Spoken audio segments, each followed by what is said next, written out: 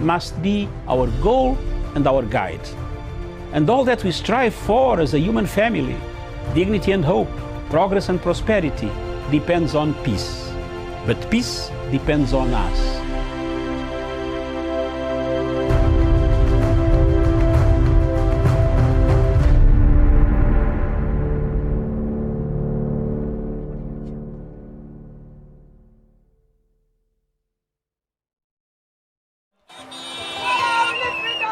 We call for a non-violent revolution. We call for a non-violent protest. We call for a non-violent march. This is what we are demonstrating to the world, and we have resisted Mr. Biya's army of occupation in our land, but this is a moment that we must continue to stand firm. Of this nation.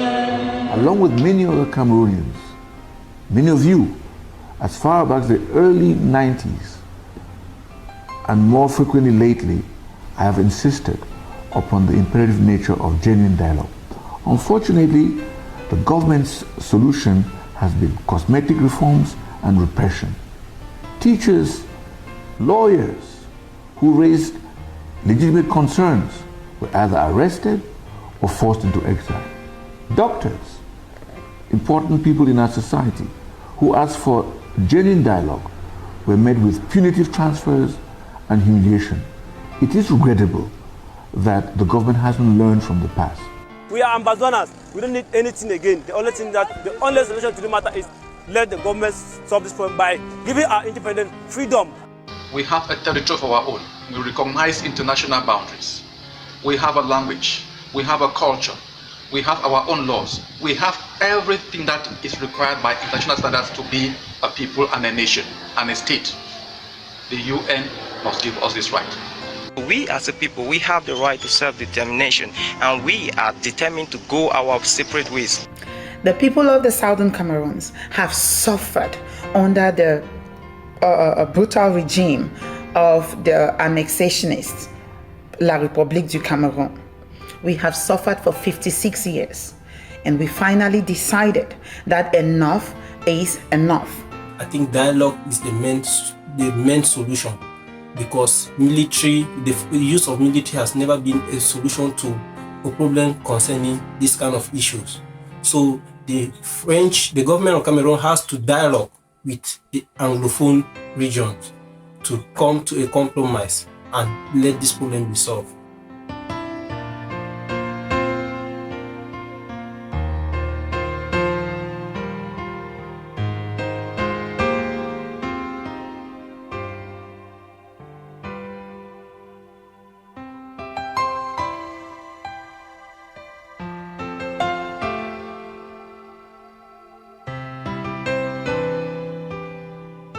Now, we want to inform the whole world that the Southern Cameroonian prisoners of conscience in the jails of Yaoundé are on the second day of their declared hunger strike. Now, we want the entire world to know, because we are convinced that the regime in Yaoundé will be indifferent until they begin to die. While we encourage our brothers in this process, we also call on Southern Cameroonians to join them in a fasting, so that the whole world may know that we are a determined people. Self-determination cannot be effective without self-defense. We are opposed to violence. We are opposed to war. But if La République, if the UN should continue to dilly-dally as they are doing, and La République comes now to attack our people, they are forced, they are bound by the law of nature to defend themselves. Hail, hail, hail this land of glory. We the Amazonians pledge our loyalty.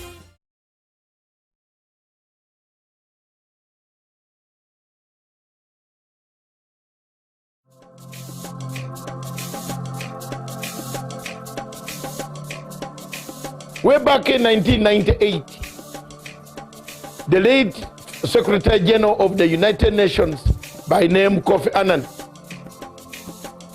thought of an idea, brought an idea of saying the only way to bring a world order where crimes committed that are not punishable in local courts, local countries, regional courts could be taken to an international crimes court. The Rome Statute and Rome Treaty of 1998 July was an offspring of already cooked DSGE intelligence system mechanism to keep Africa under check. Up to date, the French government pays 70% of the salaries of the International Criminal Court, from the porter to the judge, to the prosecutor, and the rest of the other people. This was a project of Kofi Annan and the Kofi Annan Foundation, followed by George Soros as an accomplice of Kofi Annan, brought in by Luis Moreno Campo and the entire system of the West, some countries in the West, to keep check on African countries that did not agree with the policies of the French and to their policies of Western culture. The International Criminal Court Chief Prosecutor Luis Moreno Campo agreed in all this that yes, he has been picking money, extra monies, and we followed the story together with my group in France, powerful investigators in France who worked together with me, and we found out that, truly speaking, Luis Moreno Campo, Fernandez Gomedi, the former judge, the president of the International Criminal Court, laundered money, some coming from American banks themselves. This evidence was put in the ICC. In the case of Bashir versus the chief prosecutor, I filed an application, which I still have, and which I'm going to publicize again, so that people can know that I was right.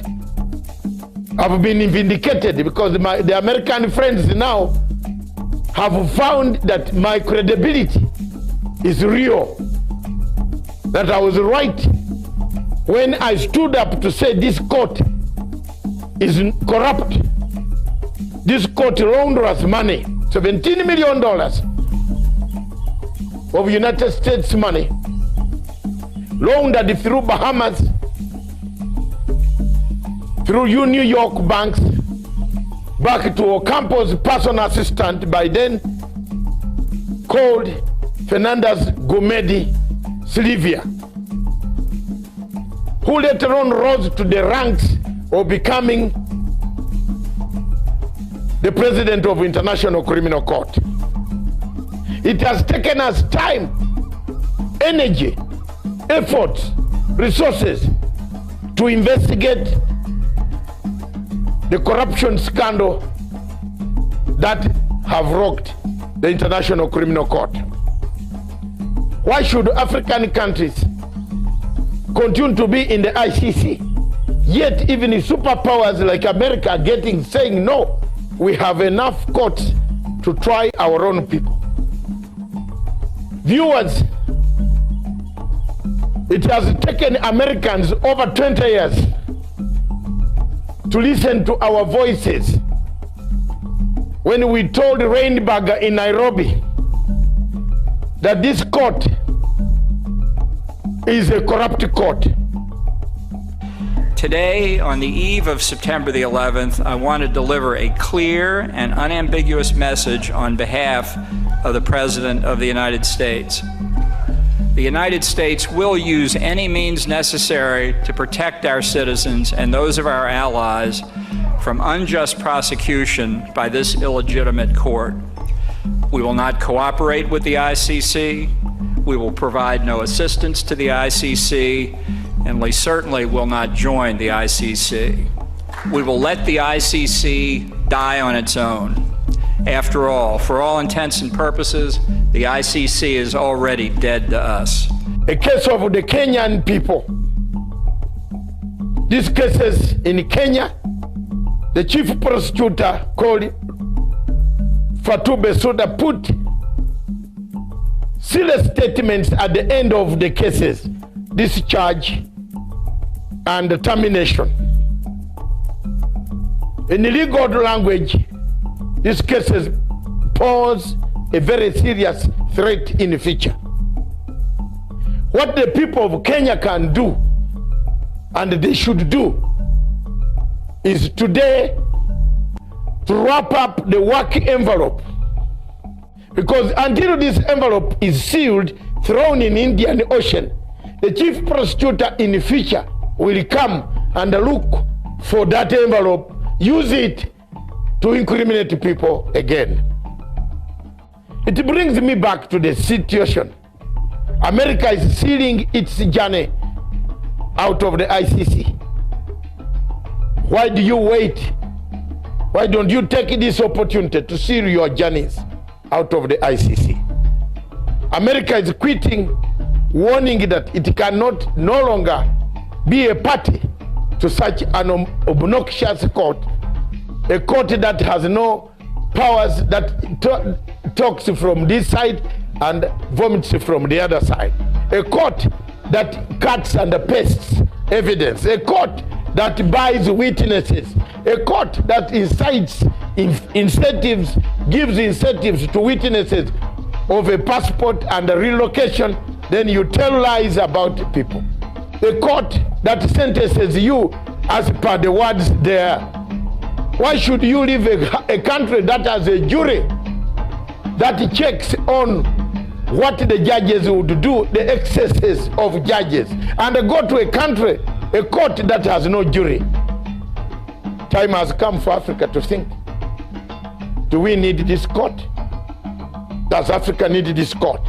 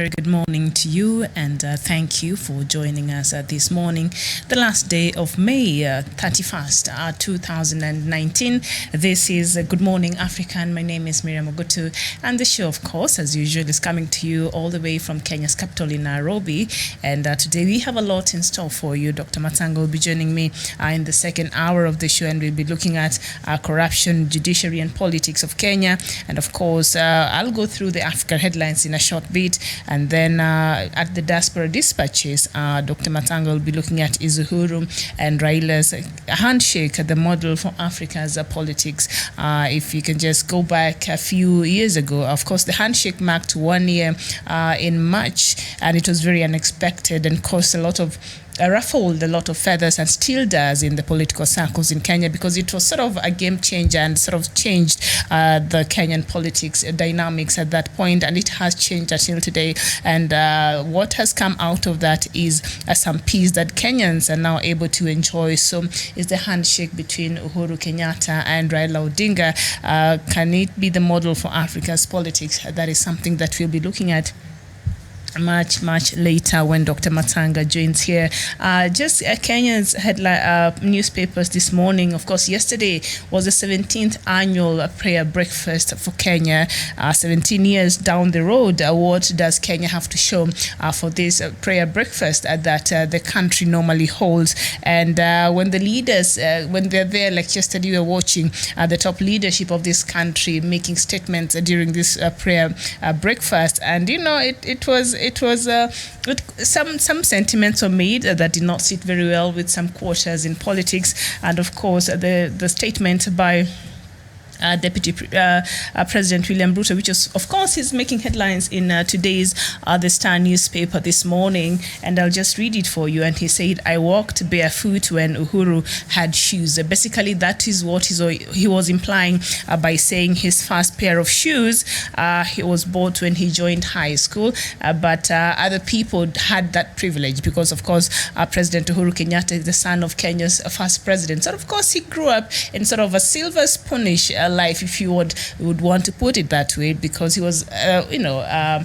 DP wanted to imply that the president, from what people were gathering, that the president, grew up under a very privileged life, and he had to work his way up, and today he gets to dine with the kings. So the whole story is in the Stand, of course. The rest of other Kenya's newspapers, even the Daily, it's what is making headline at the Daily Nation, and it's saying a prayer in futility.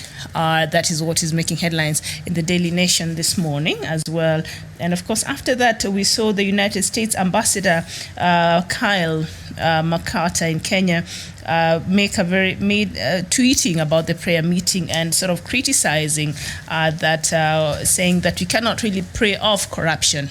You know, if you're really serious about fighting corruption, you cannot pray off corruption. And so it caused a lot of, mixed reactions in social media, but a lot of Kenyans seem to have supported that tweet from the U.S. ambassador to Kenya. So that is just something that we'll be looking at in a short while. But right now, I'd like for us to go through what is making headlines in Africa this morning, and we start with the Democratic Republic of Congo, where the Congolese army says it has killed 26 rebels from the Allied Democratic Forces, which is believed to be linked to the Islamic State group, and the bodies of most of the dead were put on display in the town of Beni, where hundreds of people have been killed by the ADF over the past few years. It was not clear whether all the dead were Congolese, but at least one was reported to be a white man. And still in the DRC, thousands of Congolese welcomed the remains of former opposition leader Etienne Tshisekedi to Kinshasa, the capital of the Democratic Republic of Congo, which recently elected his son Felix as the president.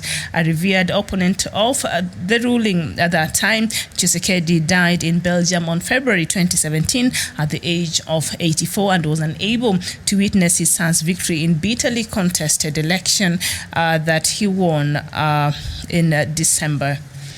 And in South Africa's cabinet announcement on Wednesday made the country the third in the continent that has equal number of female and male ministers. Ramaphosa, who hailed the cabinet for making history as the first gender parity cabinet, the country's history, joins Ethiopia, Abiy Ahmed, and Rwanda's Paul Kagame, who have taken similar actions.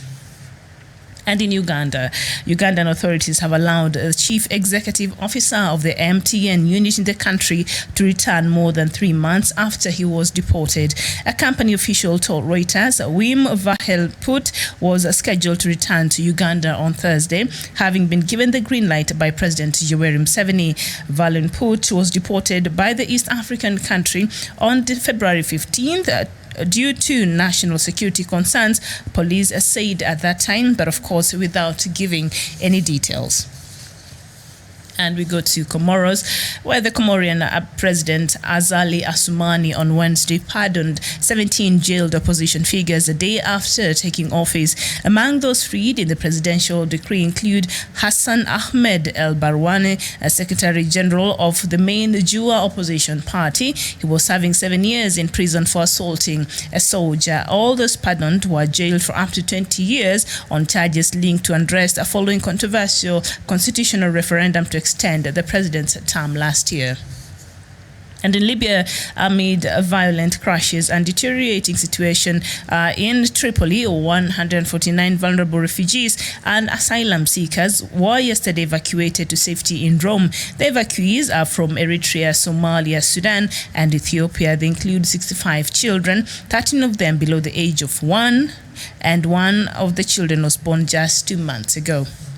And in Zimbabwe, the country's largest hydroelectric power plant has warned that it could suspend electricity output completely if water levels at the Kariba Dam continue to fall. Zimbabweans are already without power up to 10 hours a day, largely as a result of devastating drought. The power utility company is owned more than $200 million by the government and individuals. The authorities say that if some of this money is repaid, electricity imports from South Africa could resume. And in Liberia, after a backlash from diplomats demanding the aid money taken without authorization from their accounts be returned without delay, Liberia's President George Weah has vowed to stop such borrowing from the central bank. Mr. Weah also announced a staffing shake-up, with the central bank's executive governor to retire within the next 3 months and his deputy for economic policy resigning with immediate effect. It came after a letter sent by 9 ambassadors, including the US, UK, France, and the EU, requested that the money taken irregular ways to be returned. And in Ethiopia, the authorities in Ethiopia say 1.2 million internally displaced people have been returned to their homes, about half the total number forced to flee by recent ethnic conflicts. Prime Minister Abiy Ahmed visited people who had returned home in southern Ethiopia, where the government says it is providing building materials to repair their damaged homes. And in Algeria, the Ministry of Justice will conduct an investigation into the death of hunger striker Kamel Edine Fekar. The ministry has said in a statement the imprisoned human rights activist died in hospital on Tuesday after more than 50 days without food. He fought for the rights of Algeria's minority Berber community. He was arrested in March for undermining state security and put in pre-trial detention. And the African Continental Free Trade Agreement legally came into effect at midnight yesterday. But the countries that have signed up have until July to work out the details of how it will work. It is only from then that we'll start to see what difference that could make to the continent. So far, only 24 African countries out of 54 have ratified the trade agreement, with, among others, Africa's largest economy, Nigeria, is yet to sign. And we go to South Sudan, where the United Nations Security Council on Thursday extended for a year an arms embargo and sanctions on South Sudan, despite resistance from African countries, Russia and China. A US drafted resolution was adopted by a vote of 10 in favor with 1 abstention. Resolutions in the 15-member council require a minimum of 9 votes for adoption. The measure renews until May 31st, 2020, an arms embargo on South Sudan Sudan, along with an assets freeze and global travel ban slapped on 8 South Sudanese nationals for their role in fueling the war. The United States sharply criticized the 3 African countries on the council, Equatorial Guinea, Ivory Coast and South Africa, for refusing to support continued sanctions on South Sudan. And still on South Sudan, and of course, President Salva Kiir was in the country. He attended the UN Habitat that was a workshop that was happening on, I think, on Monday and Tuesday, and also yesterday he was part of the Kenya 17th annual prayer day. And after that, South Sudan President Salva Kiir visited former Kenyan leader Daniel Arap Moi. His family spokesman has said that the family spokesman from former president said that Moi's press secretary Lin Jiro said President Kiir visited the former head of state at his home in Kabarak in Rift Valley region to personally offer him condolences over the death of Jonathan Toritich months ago. And we end with Anglophone, where the detained Ambazonian separatist leaders are pressing ahead with their decision to boycott hearings at the Yaoundé military tribunal as they once again failed to show up to court on Wednesday. With the matter on schedule yesterday, the accused refused to show up at the court, and the court went ahead with hearing in absentia. However, the case was adjourned to June 19th for the prosecution to produce variable proofs of the claim they made in court against the Ambazonian leaders. So that is the latest this morning from Africa. Good morning to you, Abdisamad Ali. Thank you so much for joining. Good morning. Good morning, Aguot. Good morning, Charles. Good morning, all of you, and thank you so much for watching this morning.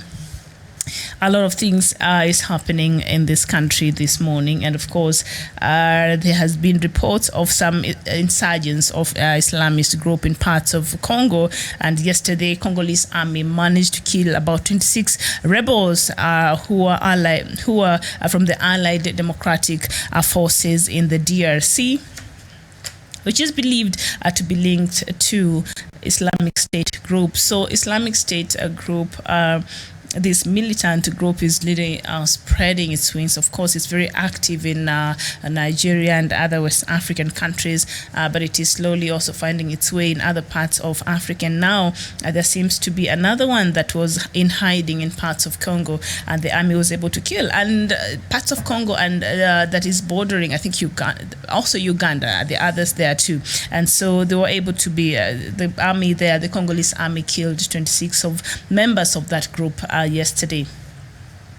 And also yesterday, of course, thousands of Congolese welcomed the remains of former opposition leader Etienne Tshisekedi to Kinshasa, the capital of Democratic Republic of Congo. This is the father of now President Felix Tshisekedi. He was a perennial opposition figure in Congo, but due to he worked.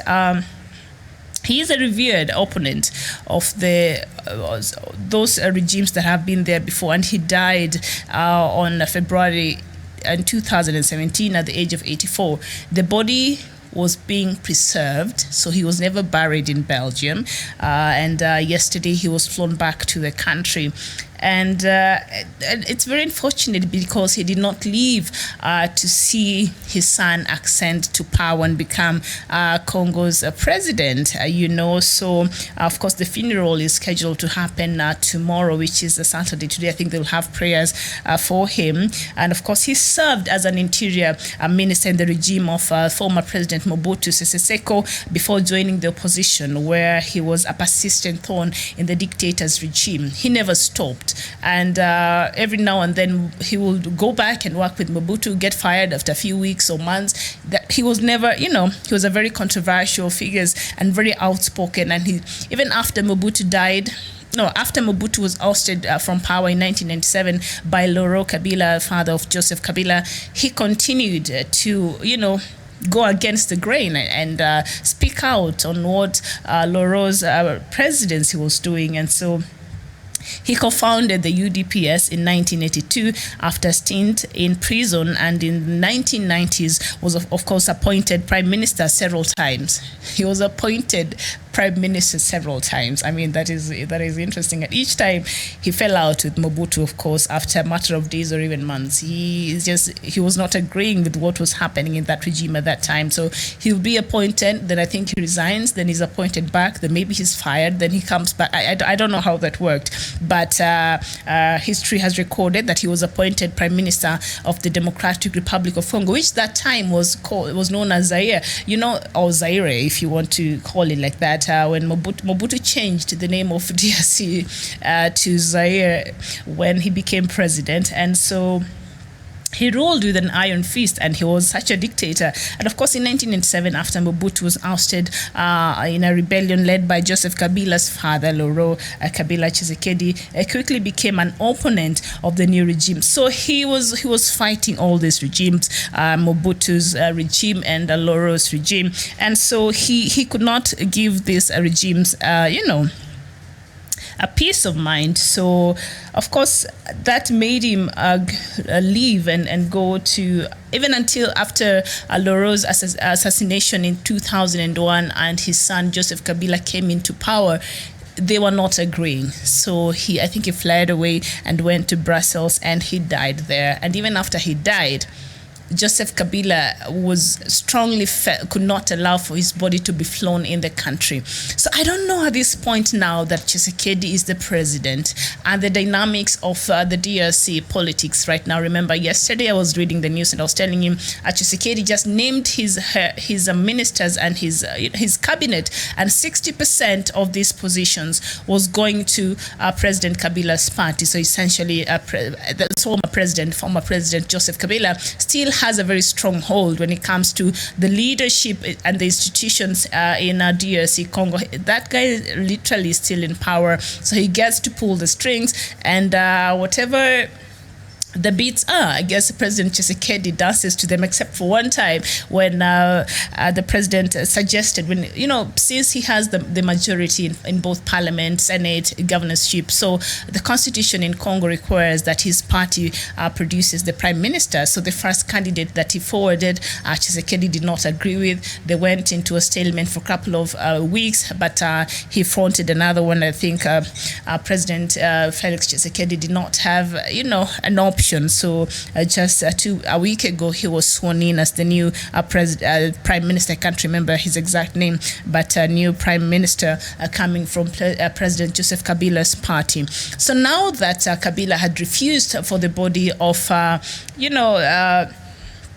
the senior Tshisekedi to be brought home, and now his son is the president of the DRC, and he had vowed that his father will be buried in his home, in his village, in his country.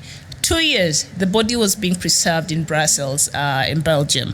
So he gets to bring the body home, and yesterday it was pomp and color when the remains of the former leader Etienne Tshisekedi was brought in Kinshasa. It was a celebration, and this is something that Felix Tshisekedi had wanted to do, and he had vowed that his father will be buried in his home, in his village, in his country, not abroad, because he was not a Belgian. And so I don't know, when now President Kabila sits and watches this, I don't know what plays in his mind. I can't even begin to put into words. Is he ashamed? Is he proud? Is he remorseful? Is he, will he attend even the funeral? Will he attend the burial? I think there's supposed to be a mass today. And then tomorrow they'll be burying him. I don't know if President Joseph Kabila would want to attend this burial, because the President Felix Tshisekedi right now seems to be undoing a lot of things that the president did before. He created some enemies in a lot of African countries. The president now seems to want to reach out to some of these countries and make new alliances and create new diplomatic ties between these countries. There are people that Kabila had jailed, opposition figures, and now the first thing he did a week later, just a couple of days after he was sworn in as Congo's president, he went ahead and released these political prisoners. And then there's this opposition figure that had had gone into asylum outside the country, and he was able to return 3 weeks ago. So a lot of things are happening, and President Felix Tshisekedi seems to be wanting Congo to go on a different route. I don't know if that he will be able to undo completely all the things that President Joseph Kabila did before. I don't know how that will work anyway. So as I have mentioned before, Tshisekedi's father arrived, the body arrived yesterday all the way from Brussels. Of course, he worked as a minister in the cabinet of former President Mobutu Sese Seko, always falling off, on and off. They had a very interesting relationship, and several times he was appointed prime minister, and several times they fell out with the former dictator Mobutu Sese Seko. And then after he was ousted and Laurent Kabila came into power, he was still fighting that regime. And then after Laurent Kabila was assassinated in 2001, I think the acrimony continued with Joseph Kabila, the son to Laurent. So he's home now, and his burial and funeral will be tomorrow. It's a very interesting scenario there. I would like just to see if our former President Joseph Kabila would want you to attend that funeral. I don't know. You think he will attend for the sake of peace and moving forward in Congo and new beginnings, which are very, I don't know. The peace and the calmness in DRC is so thick you could cut it with a knife. It's not for real. I think it's just a sort of a formality, and I guess Congolese are also tired of the war, so they just wanted something different.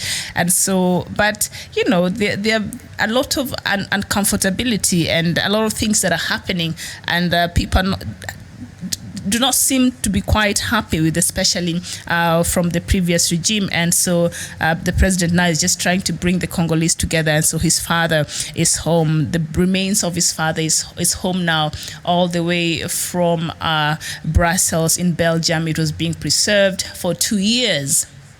And now he will be buried on a Saturday. So today he's lying on state, and Congolese will be watching him. And what a great time it is, because his son is the president, so he gets to do whatever he wants and honor his father in whichever way he wants to.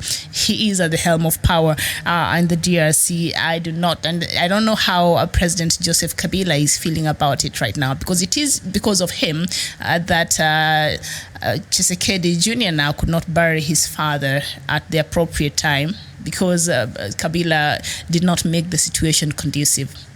Yeah. And I doubt he ever thought that, Tshisekedi will ever win these elections. He never thought that through. But that is what is happening today in the DRC.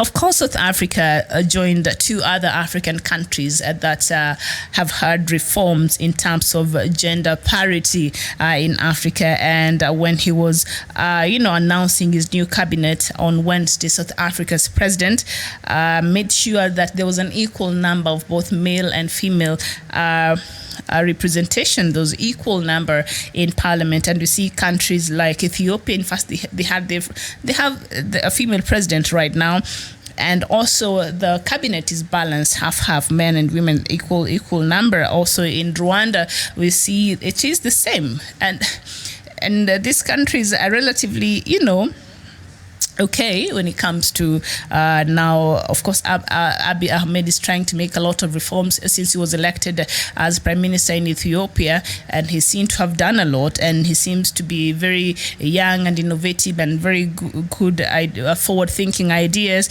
And so he brought in half of his cabinet and brought in women, and Paul Kagame has had that for a while. In fact, in Africa, he was the one who was being celebrated when it comes to gender equality and positions in government. So South Africa joins that. I don't know if that will change anything, but there have been calls. They say when you put a woman in a place, we think differently, and we think the community first. It's a maternal thing. You think about the people first and their interest before you think about yourselves. I don't know what you think about that.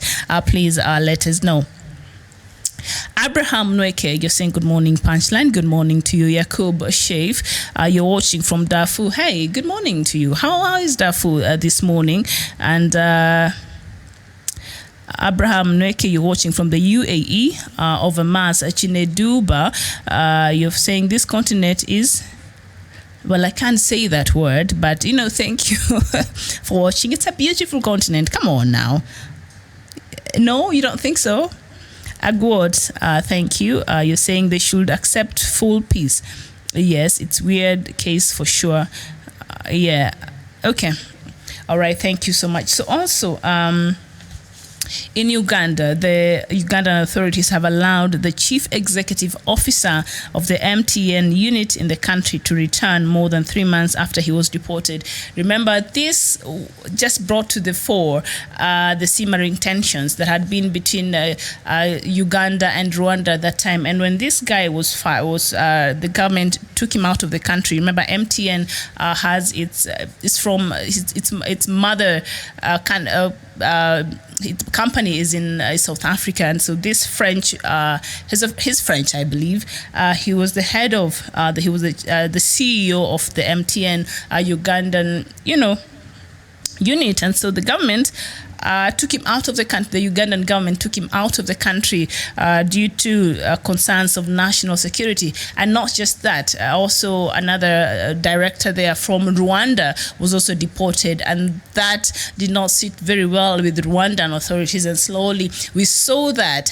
I think that there had been tensions a little bit between Rwanda and Uganda, of course, for a while, but that really brought to the fore the underbelly of really these tensions and this acrimony from between Rwanda and Uganda. And so when Uganda decided to deport one also of the directors of MTN Uganda, she's Rwandese, and she was deported back to Rwanda. Rwandan authorities did not like that very much, and from there we see borders are closing, and people now are being shot at the borders, and things are happening between Rwanda and Uganda that are not very good. And so that was actually the trigger, but no, that brought to the fore a simmering tension that had been going on between these two countries.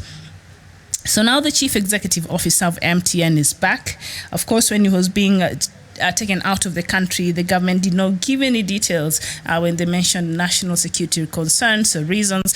They did not come very clear and say what is it that this person did that actually compromised the national security of Uganda. They just said whatever, and they took him out of the country. And the Rwandese also was taken back to her country. Remember, Rwanda has been accusing Uganda of harboring some rebels who were working to overthrow President Paul Kagame, and Uganda has been accusing Rwanda of bringing spies to Uganda. So maybe that is why that lady was fired. I don't know, was removed from Uganda. I'm not sure.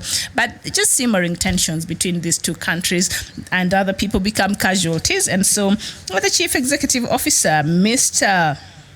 Wim Van Hellup, he's back. His name is so long, sounds German, but it is French. So he's back in Uganda, and he's expected back. So the CS for security was asked to write to MTN and tell them that it's okay. Their CEO can come back to Uganda, and the government is not holding anything against him anymore. And now the situation in Comoros, the Comorian President Azali Assoumani on Wednesday, that was a day before yesterday, pardoned 17 jailed opposition figures a day after taking office. He jailed these people before the elections. He made sure they were jailed, and these were his main opposition challengers in Comoros. So he made sure they were in jail during the electoral process. So once he's done and he's been sworn in office, he decides, okay, now I'll drop all the charges against them and I'll pardon them. I don't know what kind of politics is this. Africa is, and we joke too much. So anyway, among those freed in the presidential decree include Hassan Ahmed, who is the Secretary General of Jua opposition party, and that is the main opposition party. And he was serving a 7-year term. I don't know, for assaulting a police officer, a soldier or something. and the others who were facing lifetime jail terms, and the others who were facing up to 20 years in jail in charges linked to unrest following controversial constitutional referendum to extend the president's term last year. So there was a referendum that was made last year that the opposition was challenging, and so because they wanted to extend the president's term last year, which they did, and caused the country a bit of unrest and uncertainty at that time. So what the president thought to be wise to do in Comoros is just take these people who are giving him a hard time, who are challenging, who are critical of these very interesting moves and changes he wanted to make to the country, of course, to favor him when you're wanting a constitutional referendum to extend the presidential term. And that is, I think, the major problem in Africa, because that is a constitutional coup. It's not working for me. So what do? I have the majority in parliament. I can pay others to join and with my party. Then I can have them vote to keep me here, because I don't think I want to leave office. So the leaders in Africa keep changing the constitution and mutilating it to serve them. And the constitution is supposed to use it to serve the country, so to serve them. So constitutional coups. And also the third term tragedy. We feel like the two terms, or the terms that are constitutional and are lawful, are not enough. So you decide, now I need to extend this thing. And that is the problem with a lot of our leaders. They just want to stick there, through hook and whatever ways. They just want to stick there. And the more they stick, the more they create more problems to themselves, and the more bad things happen. Now they want to stick there forever to protect themselves and to give themselves immunity, because they know once they leave, somebody might ask for them to be held culpable of the things that happened after their long unnecessary stay in the leadership of the country. So now the opposition in Comoros were not agreeing with the constitutional referendum that was extended the president's term, and so he jails a lot of these people. And so after he was sworn in office on Wednesday, after he was sworn in office on Tuesday. So on Wednesday, he decided, you know what, I'll just pardon these people. I've achieved whatever I wanted, and now the opposition can come out and do whatever they want to do, but he pardoned them. It's very interesting how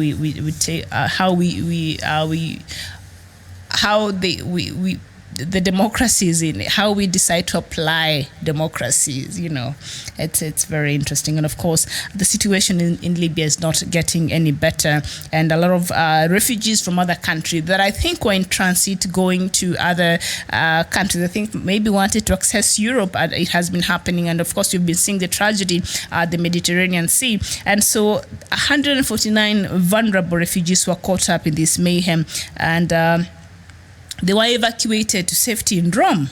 Voila. So some of them got to live their dreams. So they were evacuated to safety in Rome. And I'm sure a lot of them, that is where they wanted to go. And some of them were from Eritrea, Somalia, Sudan, and Ethiopia. But of the 149, 65 were children, and 13 of them were below 1 year of age. So it's very sad, situation there in Libya. And of course, a lot of Libyans are still suffering. And I was seeing another documentary, and the latest from Libya. Others don't have a place to go, so they are stuck in Tripoli, are trying to shelter themselves from the attacks and the bullets and all that, trying to keep themselves safe because they do not have other alternative places that they could go to.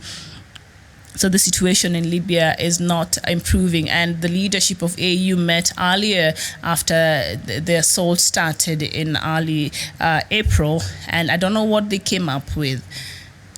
Just after the ousting of President Omar al-Bashir, the Libyan assault by General Haftar had started. So they met in an urgent meeting, the AU leadership, but it is not clear. All they did was ask for Haftar to have a ceasefire and stop with the killings that is happening and the attacks that is happening in Tripoli. That's all the AU did. And then 2 days ago, Haftar gets one of the rebels from Egypt that ran to Libya and then hands him over to the Egyptian government.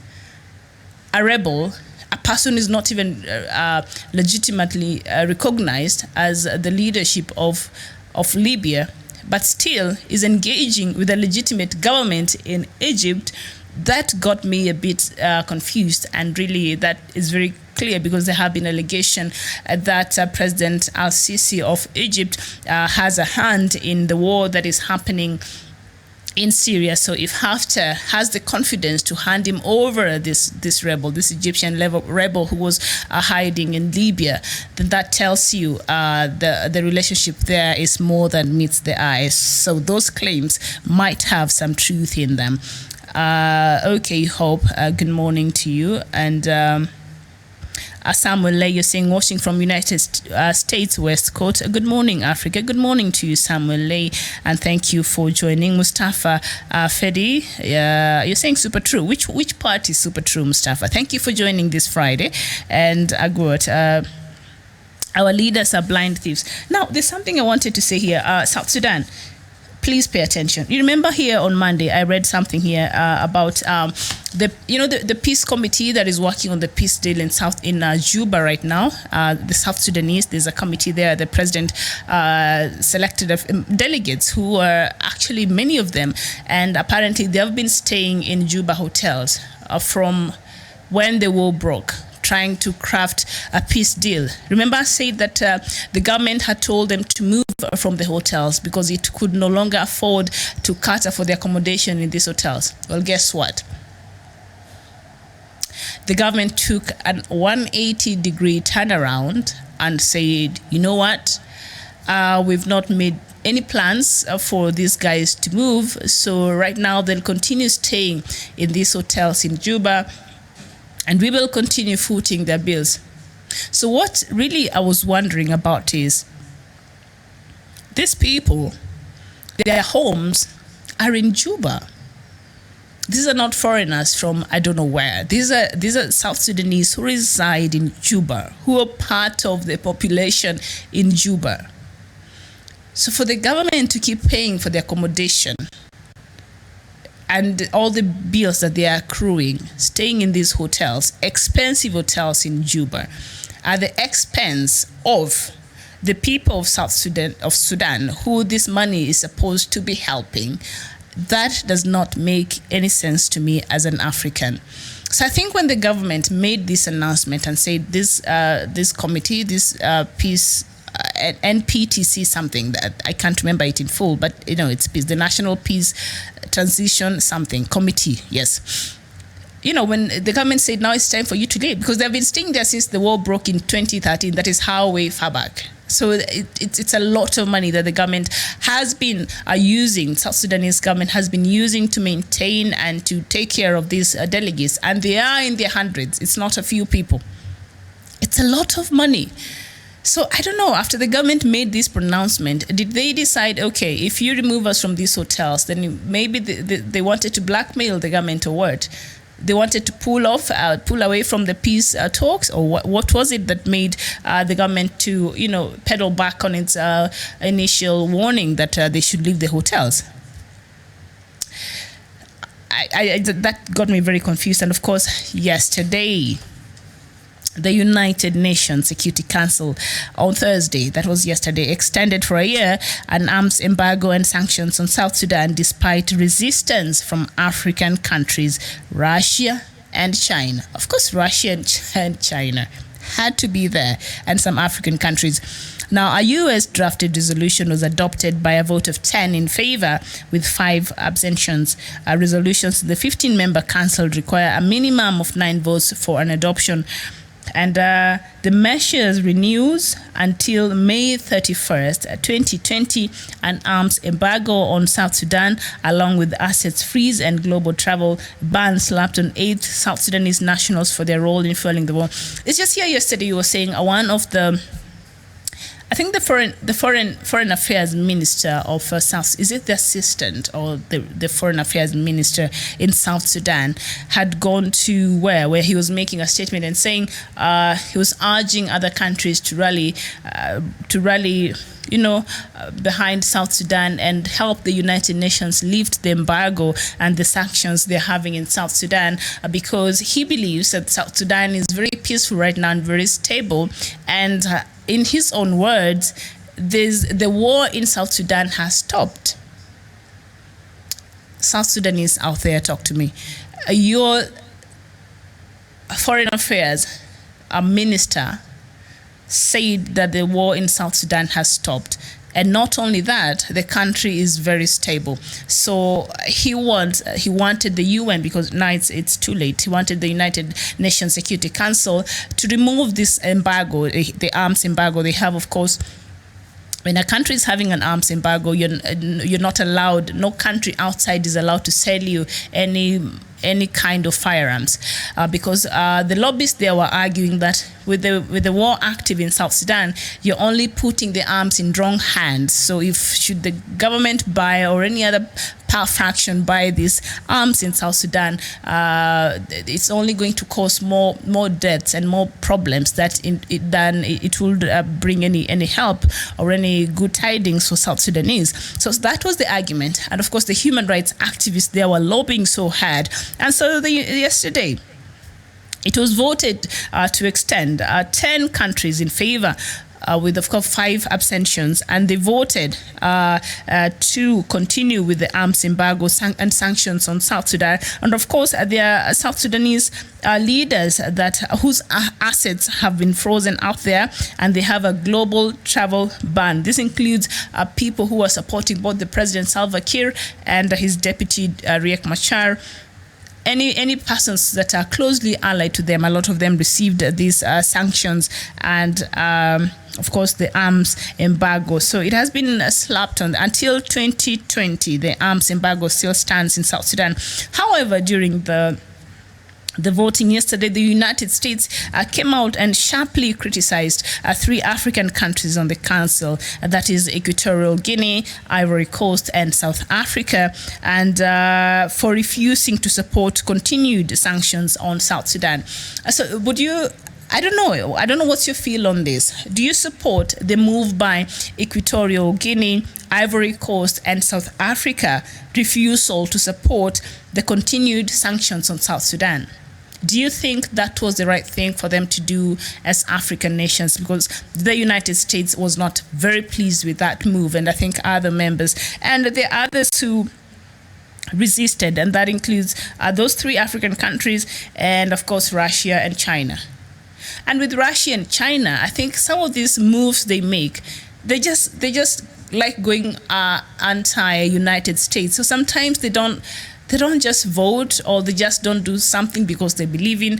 They just do it because they want to go against what the United States is doing. So like now in South Sudan, because the US was very much wanted the arms embargo to stay until things normalize in South Sudan, but you'll find Russia going against. And of course, right now with that tariff war between China and the US, China, of course, joined, and together with Russia and these 3 African countries. So forget Russia, forget China. These 3 African countries that voted against the sanctions to continue, Equatorial Guinea, Ivory Coast, and South Africa. Do you think they had a legitimate point not to refusing to support continued sanctions on South Sudan? What do you think? Please, any person out there from South Sudan, let me know your thoughts on that. Removing Russia and China from the equation. Them is just a global political stand they are making. But as a South Sudanese, do you think these 3 African countries really were looking out for you as a South Sudanese? Or do you think the arms embargo should have been lifted? Do you think it's even safe for any arms to still enter South Sudan? So let us know. And this from the backdrop of the South Sudanese foreign minister coming out and saying, South Sudan is very stable right now and the war has stopped. He actually said the war had stopped.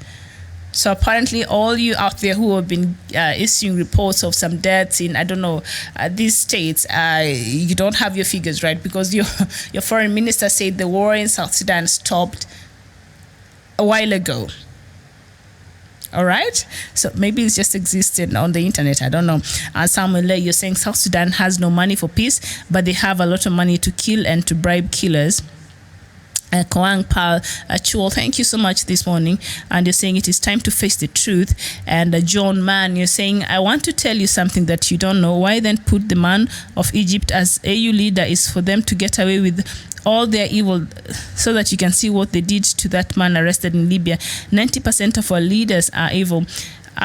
John Mann, I think we all have been agreeing that Al-Sisi being at the helm of the AU leadership at this point in time perhaps are not a very smart idea for Africa. So that we already know that Al-Sisi at this point, from everything that is going on and for all the constitutional changes and the referendum that even happened in Egypt, he also had a constitutional coup over there. He made sure that they voted to keep him in office. So the guy will be in office possibly until 2034. So with that kind of mentality and that kind of leadership, even in his own country, and with that track record, what do you expect? So, and of course, there has been, in relation to what is happening in Libya, of course, there have been claims that he has an underhand in that, and they're aiding Haftar. And after Haftar handing him that rebel to his government, well,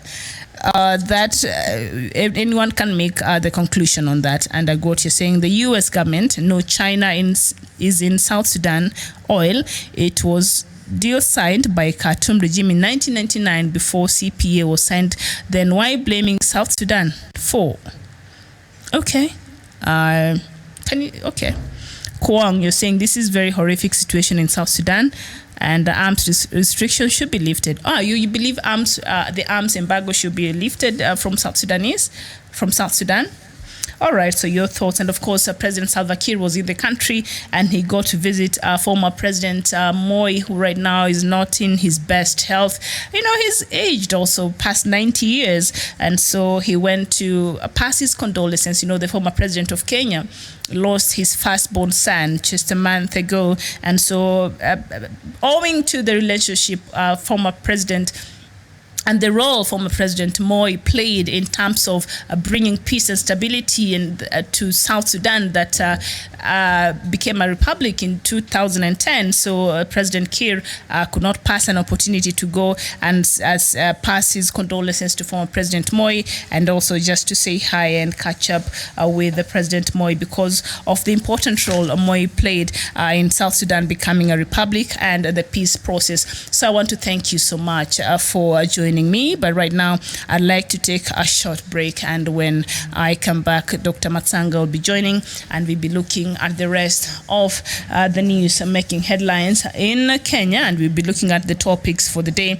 and other things and other stories that are making headlines in Africa this morning. So thank you so much for joining. I'll see you in a bit. Please don't go too far.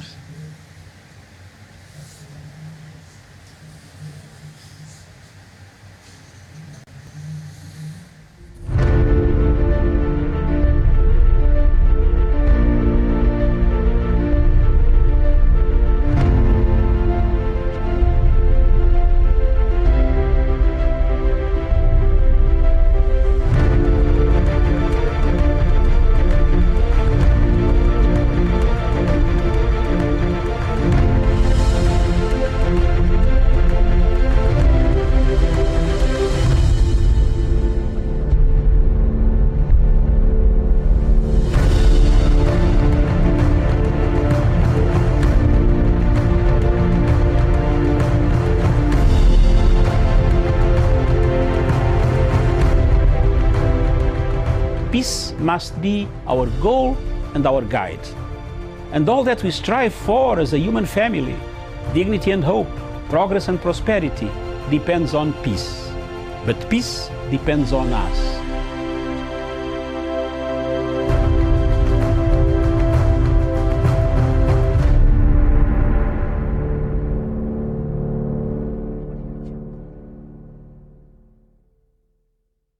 One wonderful political progress in one sense, but politics without economics is symbol without substance.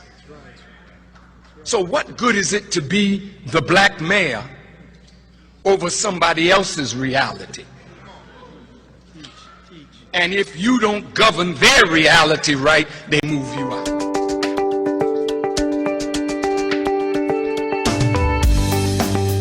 Punchline Africa TV opposes any form of terrorism, and our policy is very clear. We condemn Al-Shabaab, we condemn Boko Haram, we condemn Al-Qaeda, we condemn any remnants of Al-Qaeda cells that linger on this African continent, that maim people, innocent people. All these acts are not done by a particular religion. People have just picked a religion and used it. In Kenya, in East Africa, and in Africa, we should be vigilant. That is, now we don't know.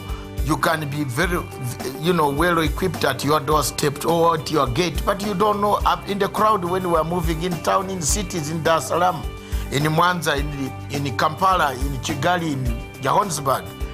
These people have come closer to our cities. In Nairobi, you might be moving and somebody just starts stabbing you. I think they have changed these tactics. So we must be vigilant ourselves as citizens of these countries in Africa. Together we shall one day wipe out all forms of terrorism that have actually widened the gaps or the gulf between the people, the religions, and the type of hatred that is coming out is not very, very good.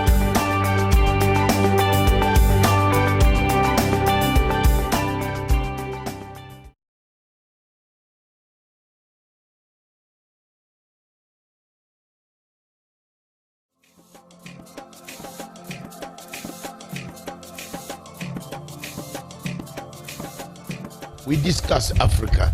We see what ails Africa. And today, this afternoon, we want to see whether Sudan will permanently remain a sick child of Africa. Is it a permanent sickness? Can we resolve the issues of Southern Sudan? Is it something that has gone wrong for 200 years? There has always been a problem in Southern Sudan, in that great region, starting from all the way the Alimadi Wars and the rest of all what happened until today. Peace seems to be elusive. Why has UN taken slow action? Why hasn't UN set up a tribunal? We want to see a tribunal that will make sure that Southern Sudan people are accountable. Those who committed crimes against the human beings. 20,000 Sudanese perished.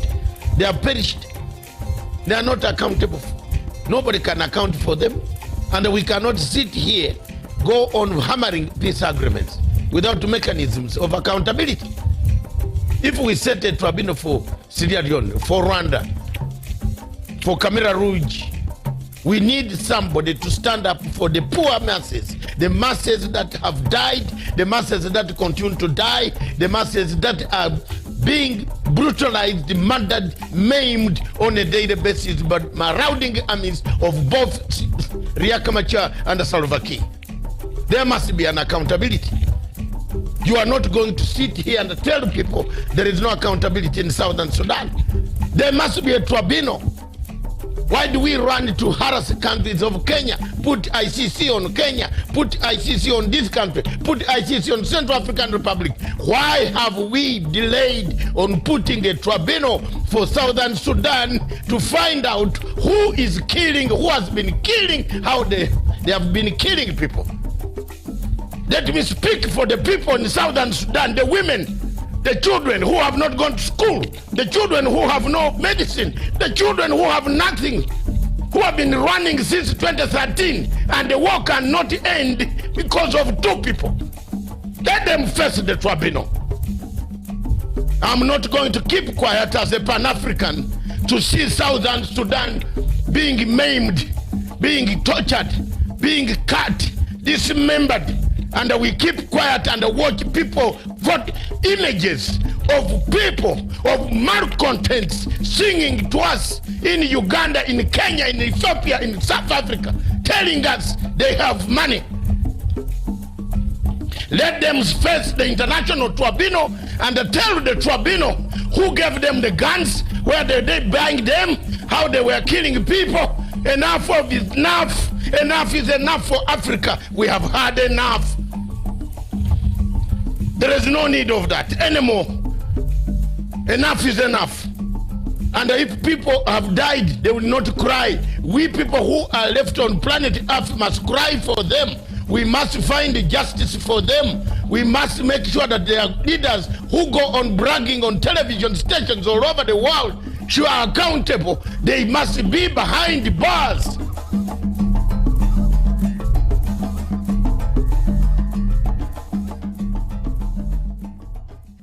Welcome back. This is Good Morning Africa, and I was just done with the first hour of the show where we were looking at the news making headlines in Africa this morning, and now I'm joined by the one and only Dr.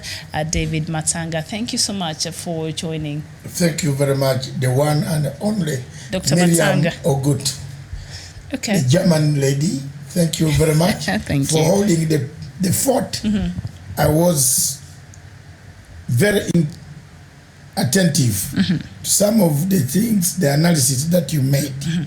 especially on a number of African countries. Mm-hmm. But that will be another day for Sunday mm-hmm. for us to go over them. So you'll not talk about the embargo the sanctions and embargo on South Sudan that the UN Council voted not I told you to extend.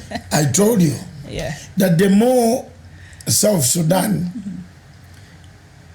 fidgets around the issue of peace, the more it collects rainbag, the more they are heading towards the entry into the Security Council hands.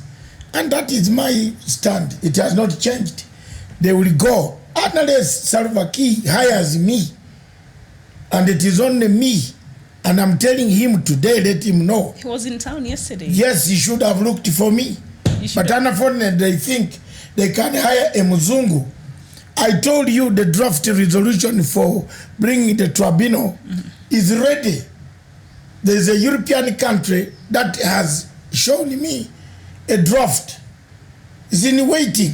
It's a matter of time. So we are going slowly, widen this embargo. We are soon going to go for bodies, target the body itself, the president and the warlord, all of them, target them, put embargo on them. They will not travel from one place to the other. I'm telling you, this is coming. It is coming. You can waste your dollars on rainbag, but rainbag won't stop it. Talk to Matanga. Talk to me. Free advice. I'm the chap on the international scene. If you don't talk to me, fine. You've seen in London, they have seized the property.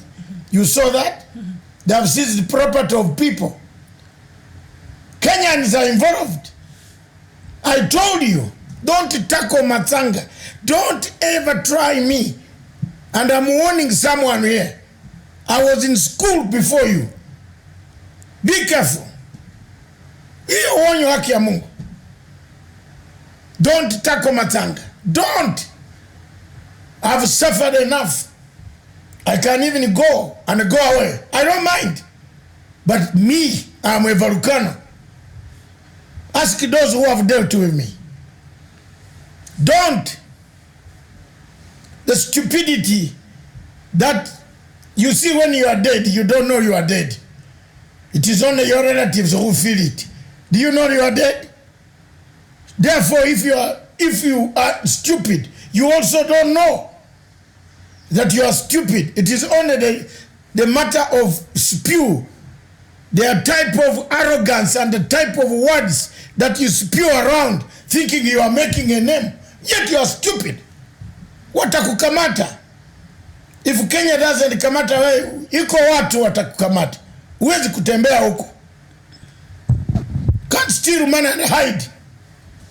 Chunga. Be careful on that. Don't touch Matanga. I have done nothing wrong, and I'm only simply saying I'm helping President Uhuru Kenyatta, and I'm going to do that. I will not waffle. I will not change sides. However much you blackmail me, I will not change side. Walai. Let's go down together. We are soon narrowing you. You might not have space where to go. Where is the ruling of DCI, DCJ, Mwiru? I'm waiting for the ruling. Production team, check the courts. Breaking news. If she's acquitted in court, we have already prepared another document to go to JSC. Paka tulimane na yeye paka atoke. The court has to go.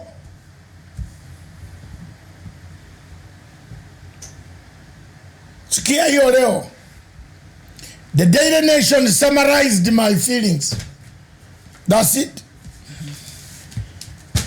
Prayer in futility. Exactly. You wake up and say you are doing a confession. Confess! Sema niliiba bibi ya mtu. Confess! Don't tell a story. Me, I grew up. Have I told people how jiggers disturbed me? Have I?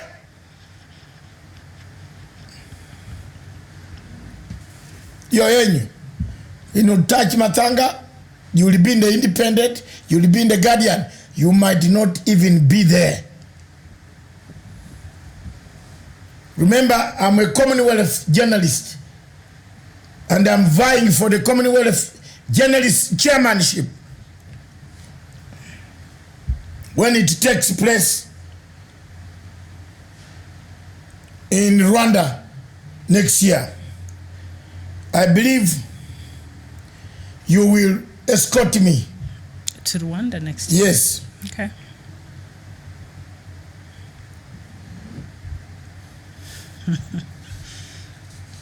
So yeah, the prayer yesterday is making headlines in all our major newspapers today, and as I mentioned earlier in the Daily Nation, they say prayer. The headline is prayer in futility, and President Kenyatta said, "Let's just do it and not talk about doing it, because that is all our people ask of us and nothing else. We can sing from the rooftops, but all Kenyans want is what we do and what we say." And Dr. William Ruto, the Vice President, said, "We should remember to inspire the person who walks to buy a bicycle, then a boda boda, a tuk-tuk, a second-hand car, and then a new car. This nation does not belong to the elite only. It belongs to 45 million Kenyans." And the United States Ambassador Kyle Carter said, "Kenyan leaders are praying and asking for forgiveness for the sin of thievery at the 17th Annual National Prayer Breakfast. What a good start to take the nation on the path of prosperity the Wananchi deserve. We must all do our part." Him was criticizing the U.S. ambassador to Kenya. But yeah, so Dr. Ruto there is saying, let's give all 45 million Kenyans a chance. Who? The Vice President. So did he give others a chance when they are looting? Are we looting together? Haven't you seen three? He said there was no money lost. Now 3 people are on trial under several PS. Let's not make a subject out of stupidity. I'm sorry. Okay. Let's push on with our good work in Africa. I am not part of what I am. I stood firm. I knew ICC in 2005, and the late malcontents in this country hear it. Those who abuse me on Facebook hear it.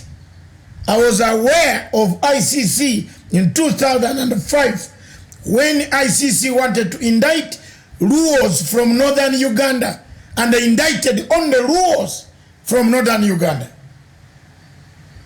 I stood firm in 2005, opposed it.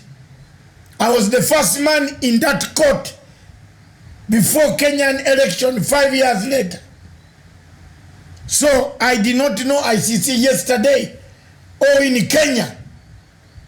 So foolish people walking around the Facebook because they have seen it today. Some of us grew in a place where there were toilets. I'm sorry. I did not go to the bush. My father told me discipline. Miriam, take over this show and finish. I'll come back later. I'm annoyed. I helped people and they go on making me look like I am a very difficult person. I stood for people. I lost everything that I was doing. So, that's it. If they want to eat, let them eat. I've not asked anybody. I've not asked that let me be. I am simply saying it is too early, it was too early, and it will be too early. Kenyatta has 39 months to go. Help Kenyatta to build and use this record to be able to campaign. If people don't listen to that, it is up to them. In South Sudan, I've said the same. If President Salva Kiir wants to pay Rainbag, he will be in the tribunal. I don't want to swear. I can swear if you want. He's going to the tribunal. And the RIAC is going to the tribunal. The United Nations Security Council has extended. I've told you there is a country. My friends from both sides should be looking for me to ask me which country is this that has drafted a tribunal motion ready to go. Instead, they come in town, they walk around as if things are right. They are not. We are heading to the tribunal. And when that tribunal is there, is when people run to get the peace. Wallahi, utaona. Everybody will want to sign a signature, which will be too late. Time is now. Stand up and take the mantle and bring peace to South Sudan. Less than that, it will be too late.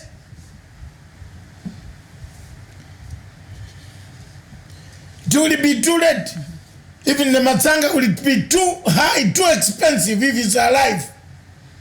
You won't find me. You pay Rainbag money and you don't pay, you don't use that money to buy water purification equipment in Juba. Rainbag is bringing you the tribunal. He can't stop it, baby.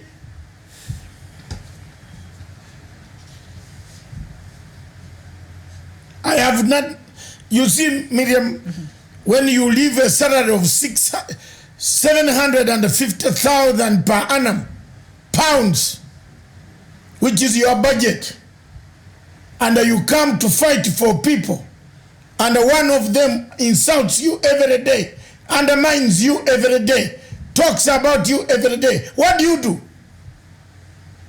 I will not commit suicide. I did my best.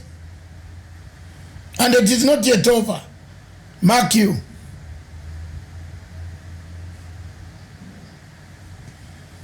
I've said my bit.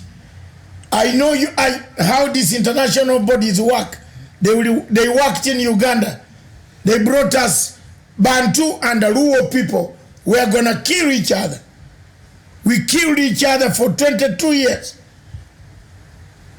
Until some of us stepped in the middle. There's no more war. There's no Acholi, no Lango, no Ateso, no Karamojong, no Alulu. It's being butchered by Museveni army. But previously, the army went there to butcher people. On a tribal Bantu versus Luo divide. I stood in the middle as a Bantu. I'm not Luo. But I stood as Bantu and opposed the type of killing that was taking place. That's how I knew ICC. For some lumpen to come now here, think that I knew ICC because of Kenya. Stupid.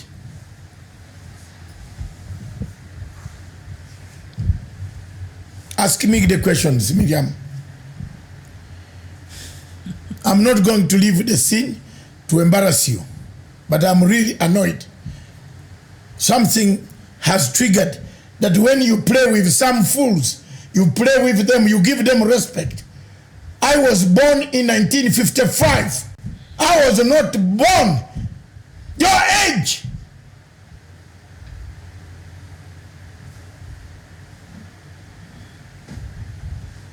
That's it.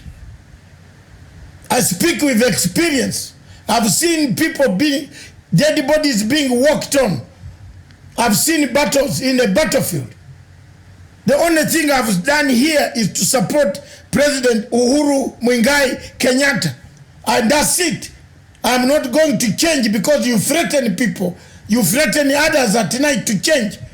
Look at what has come from independent newspaper in London. Look at your man who has several passports, who has been carrying diplomatic passports, buying property. Don't play, man. Don't. Usicheze.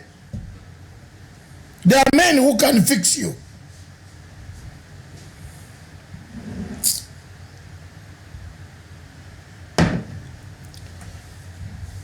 One trigger makes everybody.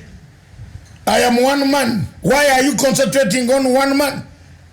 One man show defending Uhuru Kenyatta. I will. One man, when I write something, it all makes everybody scared. Go to the Facebook and see. Blackmail. Try it.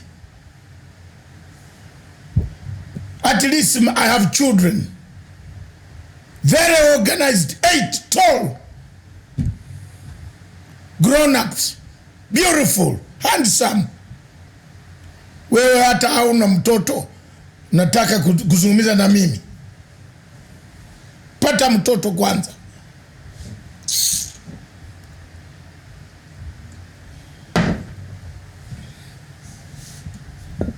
That's it. I can't go to pretend. That's why I don't go to church, Miriam. Because I can't listen to this stupidity.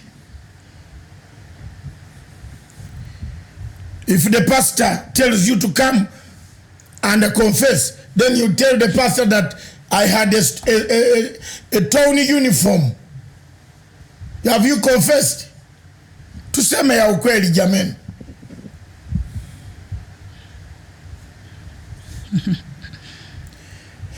I want to thank President Uhuru Kenyatta yesterday for what he did. And I want to continue to say, next time when you see, even the Bible said, when you preach and they don't get it, you just go away. Gather the dust. That's what President Kenyatta did yesterday. He made one joke, gathered the dust, and went away. Why do you wait there to embarrass?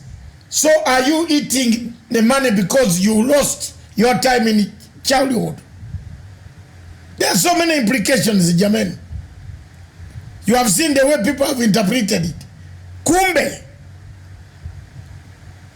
Yeah, the star. Yes. It's very clear. It's very clear. It's belittling the head of state. It didn't even mince its words. Yeah, you can't.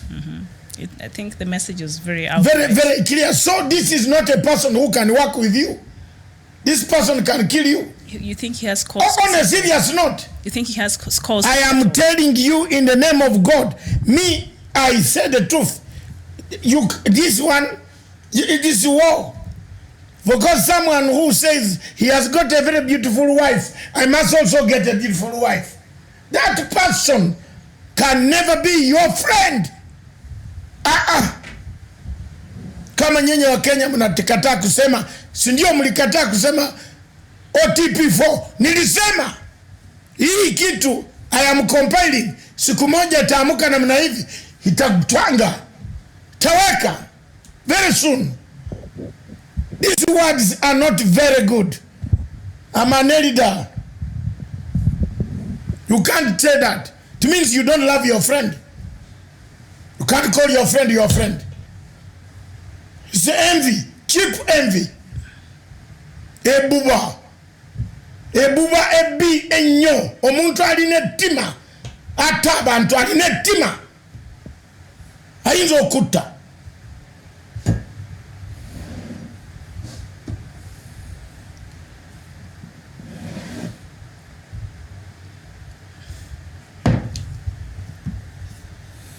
It's like telling Matanga that, why were you born in Uganda? I couldn't choose to be born. If I had the choice of being born, asked to be born, I would have asked to be born near Miriam. Yes. To be very honest, or near your family, and I said, let me be near there. Because I like her so much. I don't want to hide. I do. She's my partner in news broadcast. Very hardworking person. I would have accepted to be closer. Okay. Yeah. But my father and my parents